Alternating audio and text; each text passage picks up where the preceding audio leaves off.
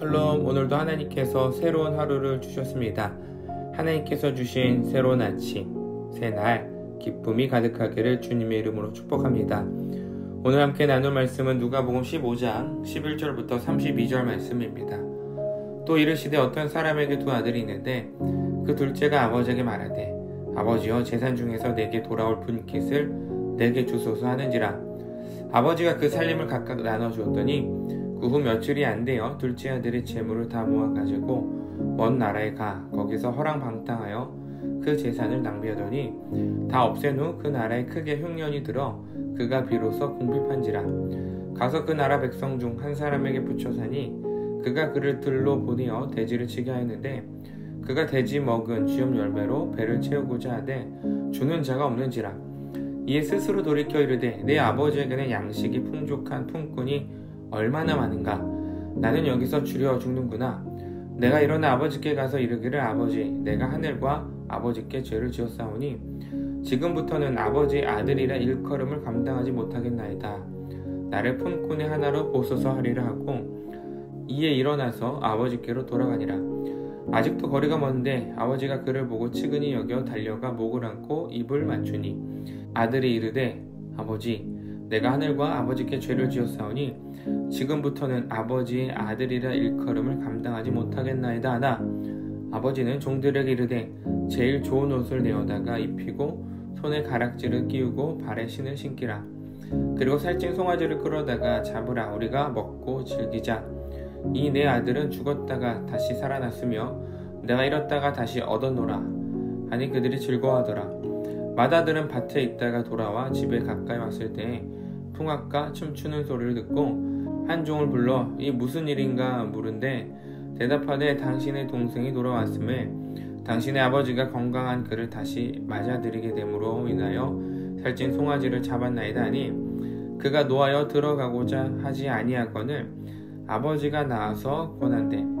아버지께 대답하여 이르되 내가 여러 해 아버지를 섬겨 명을 어김이 없거늘 내게는 염소 새끼라도 주어 나와 내 벗으로 즐기게 하신 일이 없더니 아버지의 살림을 창녀들과 함께 삼켜버린 이 아들이 돌아오매 이를 위하여 살찐 송아지를 잡으셨나이다. 아버지가 이르되 예 너는 항상 나와 함께 있으니 내 것이 다 내 것이로되 이 내 동생은 죽었다가 살아났으며 내가 잃었다가 얻었기로 우리가 즐거워하고 기뻐하는 것이 마땅하다 하니라. 아멘. 오늘 본문은 누가복음 15장 말씀의 꽃이라 할 수 있는 탕자의 비유입니다. 정확히 말하면 이 아버지와 두 아들의 비유죠. 오늘 말씀에서는 세 인물이 등장합니다. 하나님을 비유할 수 있는 아버지, 그리고 큰 아들과 이 작은 아들이죠. 그런데 어느 날 둘째 아들이 아버지에게 이런 요구를 합니다. 12절 그 둘째가 아버지에게 말하되 아버지여 재산 중에서 내게 돌아올 분깃을 내게 주소서 하는지라. 아버지가 그 살림을 각각 나누어 줬더니 이 둘째 아들이 이 아버지가 아직 살아계신데 자신이 나중에 받을 유산을 미리 달라고 요청하고 있습니다. 불효막심한 아들이죠. 그런데 더 놀라운 모습은 아버지가 이런 아들의 요구에 한마디도 하지 않는다는 거예요. 큰아들과 둘째 아들 모두에게 그들이 받을 몫을 각각 나눠줍니다.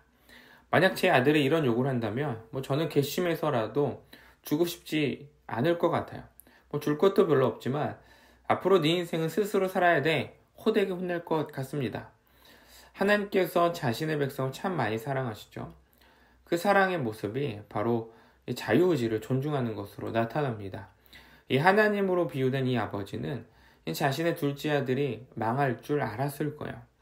아버지가 살아있음에도 유산을 달라고 하는 아들인데 돈을 가지고 간다 한들 이 아들이 잘 될 수 있었을까요? 그러나 아버지는 이 둘째 아들의 선택을 존중하세요. 우리의 삶은 선택의 연속이죠. 어떤 선택을 할지는 내 손에 달려 있습니다. 물론 하나님의 뜻을 묻고 기도하지만 이 최종 선택의 손은 내가 들고 있어요. 그런데 내가 한 선택이 원하는 결과를 만들어내지 않았을 때 우리는 자연스럽게 누구를 탓할까요? 하나님을 탓해요. 스스로 선택했으면서 결과에 대한 책임을 하나님께 돌리죠. 둘째 아들이 재물을 모아가지고 먼 나라로 갔습니다. 그리고 모든 재산을 탕진해요. 설상가상으로 14절에 보면 흉년이 들어서 먹을 것이 없어지죠. 도와주는 사람이 아무도 없어요. 이 아들이 얼마나 힘들었을까요? 후회가 됩니다. 아버지가 원망스럽기도 하죠. 먹을 것이 너무 없어서 이 아들이 돼지가 먹는 쥐염 열매로 배를 채우려고 했지만 그마저도 구할 수가 없었어요. 유대인들에게 돼지는 율법에 따르면 부정한 짐승이요. 먹지 않는 동물이거든요. 제사 제물로도 바치지 않는 동물입니다. 그런데 이 아들이 얼마나 배가 고팠는지 돼지가 먹는 열매라도 먹으려고 구걸하고 있습니다. 그런데 주는 사람이 없어요. 그러자 17절 이에 스스로 돌이켜 이르되 내 아버지에게는 양식이 풍족한 품꾼이 얼마나 많은가. 나는 여기서 줄여 죽는구나. 이 둘째 아들이 자신이 떠나온 삶이 얼마나 행복한 삶이었는지가 생각이 나죠.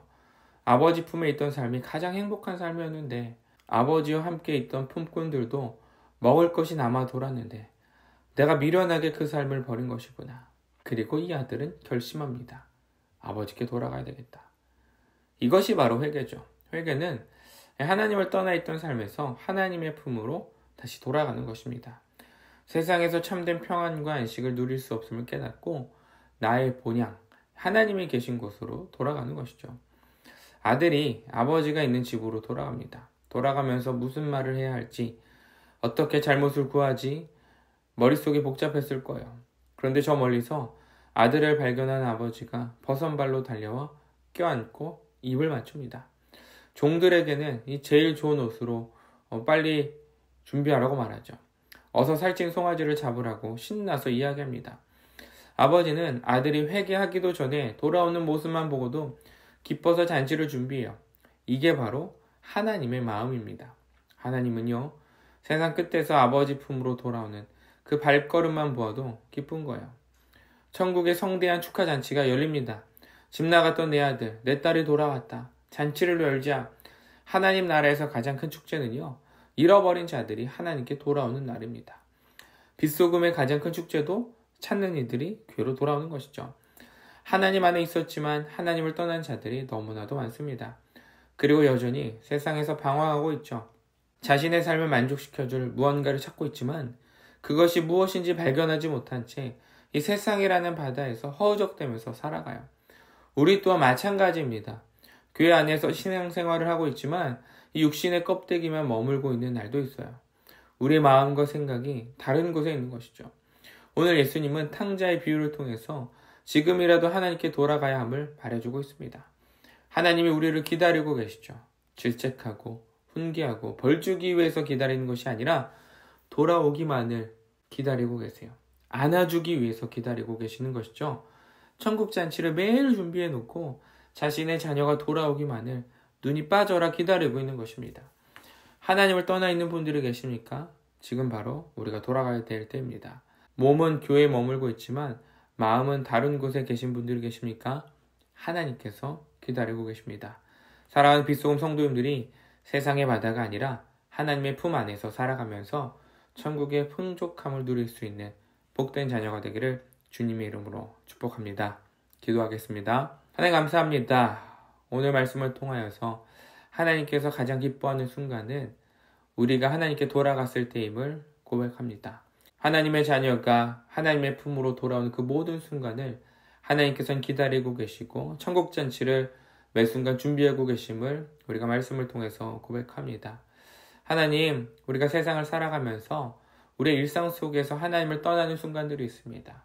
하나님께서 늘 우리를 기다리고 계시고 하나님 품 안에서 살아가기를 원하시는데 우리는 그 품 안에서 벗어나 세상의 것을 즐기고자 세상의 바다로 떠나는 순간들이 매 순간 넘쳐납니다. 하나님, 우리 사랑하는 모든 빗소금의 성도님들이 하나님 품 안에서 살아가기를 소원합니다. 세상의 가치에 중심을 두지 않고 세상의 것들을 누리면서 사는 우리의 인생이 아니라 하나님께서 우리에게 베풀어 주신 천국 잔치를 날마다 누리며 살아갈 수 있도록 하나님께 돌아가게 하여 주시옵소서. 여전히 세상에 빠져 살아가는 우리 사랑하는 빗소금의 자녀들이 있습니다. 우리 가족들이 있습니다. 그 가족들이 하나님의 품으로 돌아갈 수 있도록 하나님께서 그들의 삶을 지키고 인도하여 주시옵소서. 오늘도 우리 함께 해주시고 새날을 주신 하나님, 우리가 하나님께서 주시는 평안과 기쁨과 축제의 날을 오늘도 누릴 수 있도록 함께 하여 주시옵소서. 감사드리며 예수님의 이름으로 기도드렸습니다. 아멘.